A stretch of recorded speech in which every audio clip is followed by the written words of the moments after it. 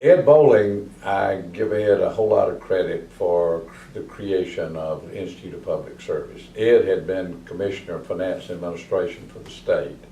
Real good friends. He and Bill Snodgrass, who was a comptroller, had been in school together. And then I worked for Ed Boling in Nashville as head of the budget division. Then I became Deputy Commissioner of Finance and Administration and executive assistant to a governor at that time.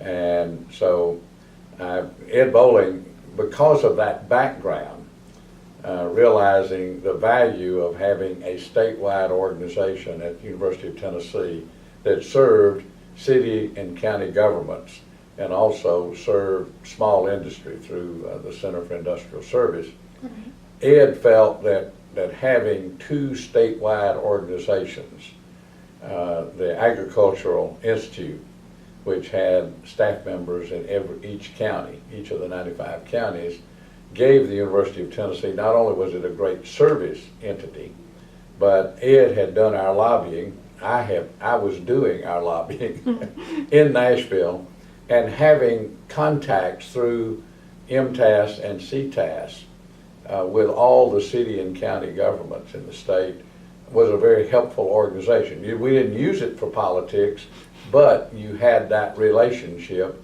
and legislators knew that the University of Tennessee had entities that worked with smaller businesses throughout the state and also worked with the cities and counties.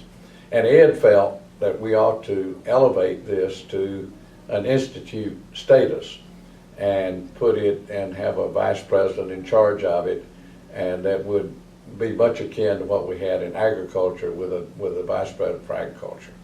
Okay. So that was, Ed's thought was cities, counties, small businesses and industries need assistance. The University of Tennessee had that with MTAS, later created an entity for the counties, CTAS, and then the small business operation. And Ed wanted to elevate that and make the head of that institution a part of his staff, which gave it prestige and standing in Nashville.